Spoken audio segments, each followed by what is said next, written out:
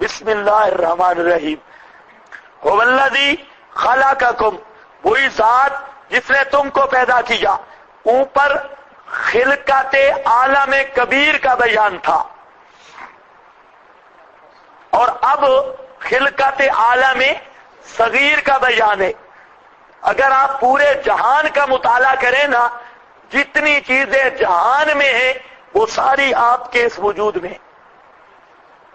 یہ 5-6 فٹا وجود، جتنا نظام عالم، جتنی جہان میں آسمان، زمین، پہاڑ، پانی، چشمے، نباتات، جنگل، سب کچھ ہے۔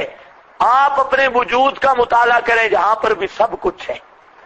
آپ کے وجود میں آسمان بھی ہے، زمین بھی ہے، پہاڑ بھی ہے، پانی کے چشمے بھی ہے، کوئی نہیں ہے؟ اگر سوچتے جاؤ سب کچھ ہے، سب کچھ ہے۔ اور اسی لیے صوفیاء کہتے ہیں انسان عالم صغیر ہے، اور عالم کبیر کا ہر نمونہ آپ کے وجود میں ہے۔ تو اللہ نے پہلے استدلال کیا کیا؟ دلیل دی عالم کبیر سے، اور اب دلیل آ رہی ہے عالم صغیر سے۔ اگر وہ سمجھ نہیں آتے، اوپر دیکھ، نیچے دیکھ، دائیں دیکھ، بائیں دیکھ، وہ سمجھ نہیں آتے، آنکھیں بند کر کے ذرا سوچنا شروع کر دے اپنے بارے میں۔ اگر اپنے وجود کو سوچ، تب بھی اللہ کی توحید سمجھ آ جائے گی۔ کچھ سمجھ آئی یہ بات؟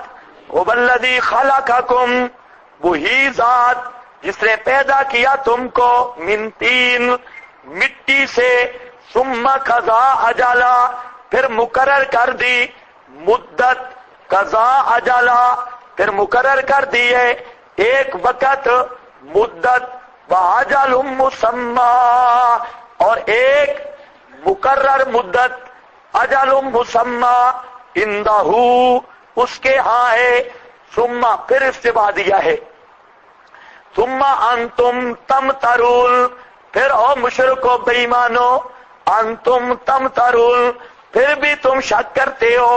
اللہ فرماتے ہیں خلقکم من طین، پیدا کیا تمہیں تین، مٹی سے، ثم قضا اجلا، آپ سب مٹی کی پیداوار ہے۔ کون کہتا ہے؟ جہاں تو فرمایا تمہیں مٹی سے پیدا، تم ٹیلوں سے پیدا ہوئے ہو جی۔ من طین، الذی خلقکم، خلق آدم نہیں ہے، خلقکم، تمہیں پیدا کیا مٹی سے۔ اللہ خیر کرے۔ اس کی کئی توجیہات ہیں، کئی توجیہات۔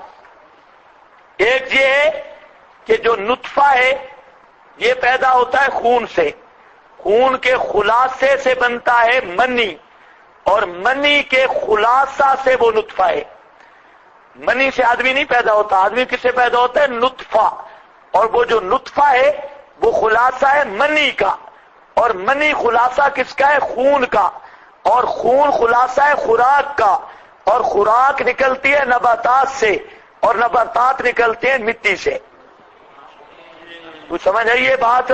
نباتات پیدا ہوتے ہیں کس سے؟ مٹی سے۔ مٹی اصل بنی نا، تمہاری بھی پیدائش کس سے ہے؟ مٹی سے۔ ہمیں ادھر ادھر مضاف نکالنے کی کیا ضرورت ہے؟ تم بنتے ہو مٹی سے۔ کیسے؟ کہ مٹی سے بنے نباتات اور گندم، خوراک، یہ زمین سے نکلتی ہے۔ تو خوراک بنی مٹی سے، خوراک سے بنا خون، خون سے بنا منی، منی سے بنا نطفہ، نطفہ سے بنا انسان۔ تو خلقکم ٹھیک ہے یا ابھی تعبیر کریں گے؟ اب تو تم بھی ثابت ہو گئے نا مٹی سے پیدا ہوئے۔ یہ دوسری توجیہ یہ ہے، اصل ہے یہی، هو الذی خلقکم، یہاں پر ایک مادہ قریب ہے، ایک مادہ بعید۔ مادہ قریب تو نطفہ ہے، اور نطفہ کس سے پیدا ہوا؟ منی سے۔ منی کس سے پیدا ہوئی؟ خون سے۔ خون کس سے پیدا ہوا؟ خوراک سے۔ خوراک کس سے پیدا ہوئی؟ نباتات سے۔ نباتات کس سے پیدا ہوئے؟ نباتات کی اصل کیا؟ مٹی۔ تو اگر آپ کا کھرا نکالیں تو پیدا تو مٹی سے ہوئے، بنے تو تم بھی کیا ہو مٹی سے، خلقکم پیدا کیا تم کو مٹی سے۔ دوسرا حدیث میں آتا ہے کہ جب نطفہ یہ رحم مادر کے اندر ٹھہرتا ہے اس وقت اللہ فرشتے کو حکم دیتے ہیں اس کے دفن کی جگہ کی مٹی وہاں سے لے کر وہ رحم مادر کے اندر اس نطفہ کو ایسا گوندھ دیتا ہے جیسے آٹا گوندا جاتا ہے، اور اس خمیر سے انسان پیدا ہوتا ہے۔ تو انسان کا نطفہ وہ بہت باریک نطفہ، اس کو مٹی باریک سے گوندا اور اس گوندے ہوئے مادہ سے انسان پیدا ہوا۔ تو بَإِيمَانَ بھی خَلَقَكُم مِّن طِين، کچھ سمجھ یہ بات، پیدا کیا تم کو مٹی سے، تو اب مٹی مادے میں آ گئی نا، جائے دفن کی مٹی۔ اور اسی پر حضرت عبداللہ ابن مسعود رضی اللہ تعالیٰ عنہ وہ فرماتے ہیں کہ نبی پاک صلی اللہ علیہ وسلم، حضرت عمر اور حضرت صدیق ایک مٹی سے پیدا ہوئے، من تربۃ واحدہ، جائے دفن کی مٹی ہوتی ہے، ایک مٹی سے پیدا ہوئے۔ کہ حضرت عبداللہ ابن مسعود فرماتے ہیں نبی پاک کی حضرت عمر حضرت صدیق کا مادہ خلقت کیا ہے، وہ ایک ہی مٹی ہے۔ سمجھ رہے ہو میری بات؟ یہ دوسرا۔ تیسری توجیہ وہ آپ نے جو رٹی ہوئی ہے کہ خلقکم سے مراد تمام نہیں، یہ قرآن کا قاعدہ ہے، کبھی ذکر سب کا کرتا ہے، مراد بعض ہوتے ہیں، تو خلقکم میں ذکر تو سب کا کر دیا، مراد آدم ہے، مطلب ہے اصلکم، تمہاری اصل اول کو مٹی سے پیدا کیا، پھر نسل کو نطفہ سے، وَالَّذِي خَلَقَكُم مِّن طِينٍ ثُمَّ قَضَىٰ أَجَلًا۔ سبحان اللہ۔ اب ذرا دیکھو نا، اسی کو سوچتے رہو ساری زندگی، جو منطقی ہو وہ بھی سوچتے رہو، کہاں گئے تمہارے سگرے کبرے؟ اس بات کو سوچو، تین سے پیدا کیا، تین سے، مٹی سے، اچھا مٹی تھی اور مٹی سے ایسا خوبصورت انسان بن گیا۔ آخر کون ہے ایسی کاریگری کرنے والا؟ تھی تو مٹی، مٹی کے ذرے تھے، بے جان ذرا تھا، اور اس بے جان ذرے کو کس طرح اٹھایا اور اس کو اٹھا کے کیسا خوبصورت انسان بنایا۔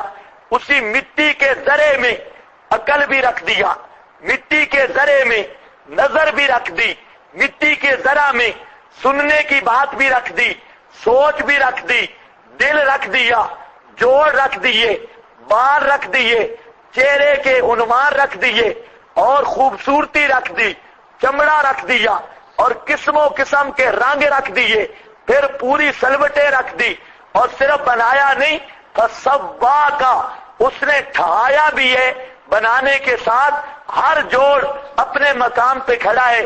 یہ جوان شیشہ دیکھتا ہے صبح صبح اور اپنے منہ کو دیکھ کے کہتا ہے سبحان اللہ۔